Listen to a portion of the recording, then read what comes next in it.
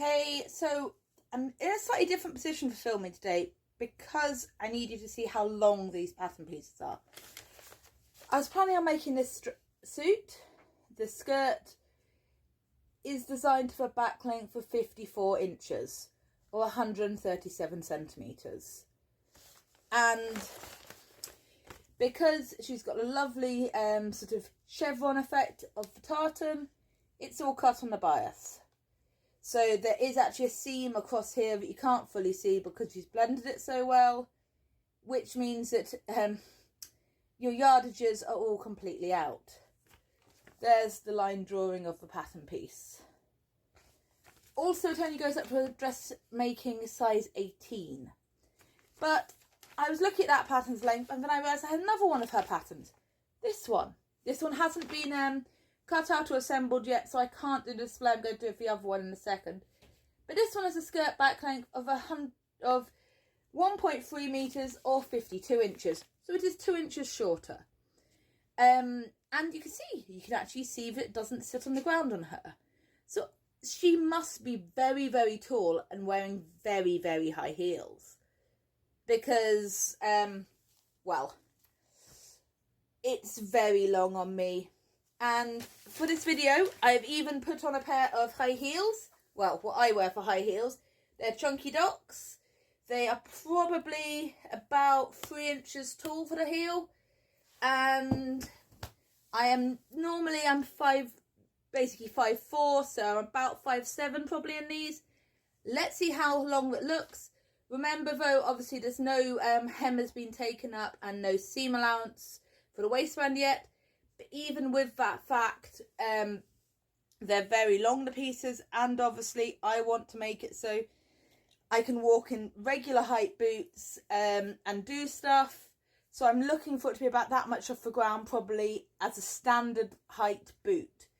So yes, let's have a look. I'll just move the stool out of the way. And here is the front piece of the skirt. So I have stuck these pieces together because I'm not going to go on the bias. And if I needed to, I could just split it apart. But this is my waist height.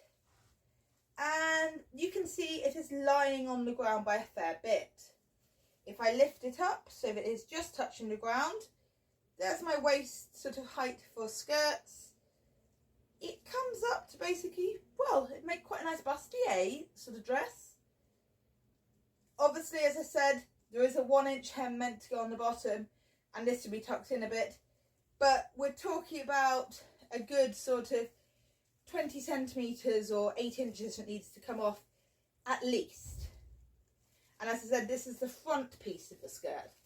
For this period, walking outfits, which is what it's based off, could have a train. Not always, but they could have a train. And this is the back piece. There it is just touching the ground. It is a little bit longer than the front. It comes up a little bit higher. But if I put it to, obviously, we have to put it to my front of my waist so I can actually see it lying down. It basically sits on the ground again by a fair bit. There we go.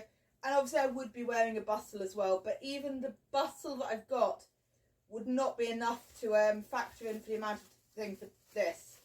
And if I hold the two pieces up together, matching the centre front and the centre back, you can see that they are about the same length, give or take an inch, for the front being a bit shorter, which is completely believable with a bustle skirt, because it is 1890s. But what I suppose I'm saying is, if you are sort of average height, which for the UK is sort of 5'4", for the US I think it's a little bit shorter at 5'3", something or other, you're going to have to take a fair bit off the skirt, which is perfectly fine to do, but it will take more skill because you need to make sure these side bits look at the right height. That's part of the reason why I'm not doing the side bits for this. If I do this skirt pattern, the sides will be the same as the front and the back in the fabric the whole way down.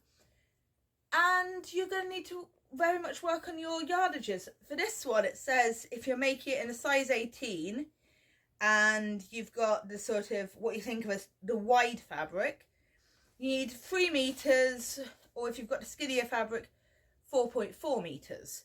That works out as 3 1/4 or 4 3/4 yards.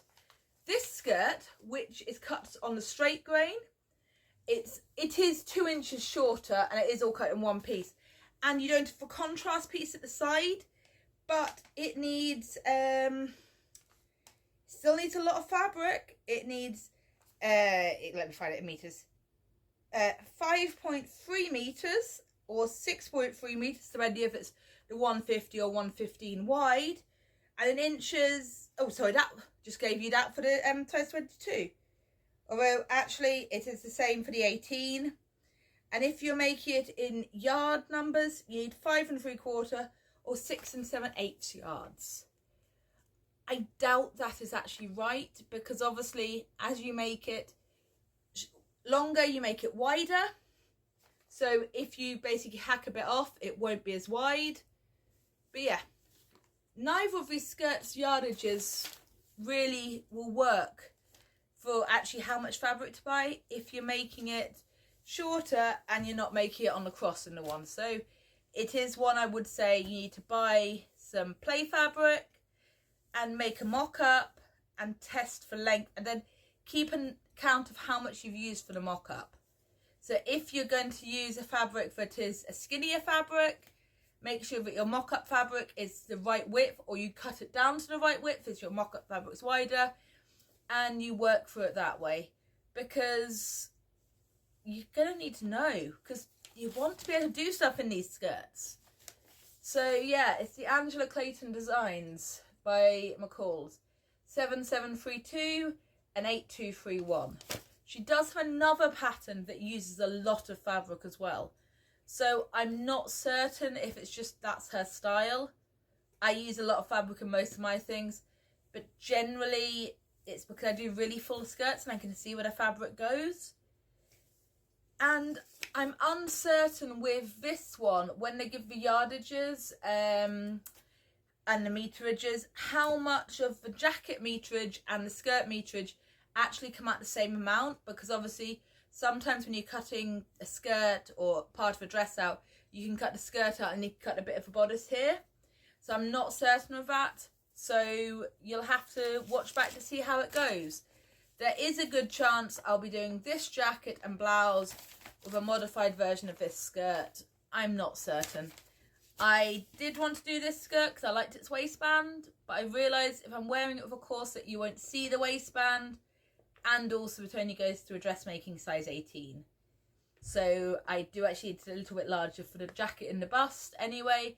The skirt I generally would go a bit wider as well, whereas this one goes up to a 22, and also because it's got a very plain and boring waistband, I can just basically take any piece, slash it, bring it out a bit if I need to. So yeah, and this one is specifically 1890s, it says. This one doesn't specify, but going on the shape and Angela Clayton's blog post about when she was creating the pattern, it's meant to be sort of 1890s, turn of a century. So the skirt shape's pretty much the same for both, or very similar, so I can use either. So yeah, check in when I do the next video, because it'll probably be me going on a saga about whichever bit of the pattern next doesn't fit. So yeah, bye.